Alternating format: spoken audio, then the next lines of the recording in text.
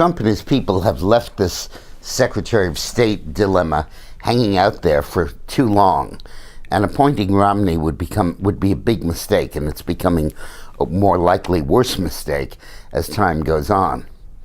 Trump so far has been very skillful in his cabinet appointments, because he's appointed people those who really know the conservative movement are really hard-working activists.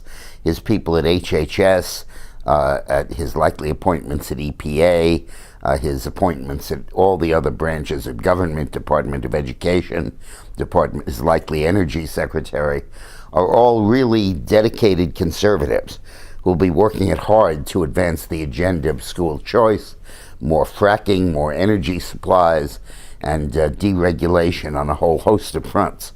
But none of them are superstars. None of them are well-known. None of them really have much national name recognition at all.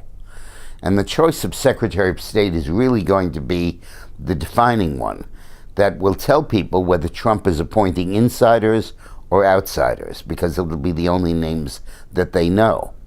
If Trump chooses Romney, he's basically, in the eyes of many, many people, including many of his core supporters, embracing the status quo. If he goes with Giuliani, he's embracing change and new policies. Ditto with John Bolton. Basically, it isn't a question that Romney would be wrong on foreign policy. I'm not sure that Trump's views are any closer to Romney's or to Rudy's. I don't know if his political base is closer to one or the other.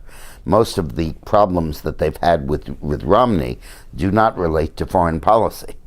But that's not the point.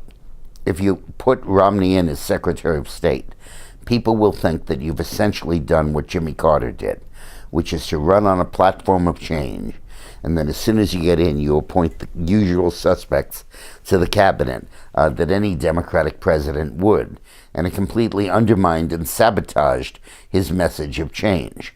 And I don't want that to happen to Trump. And to me, that's the risk in choosing Romney.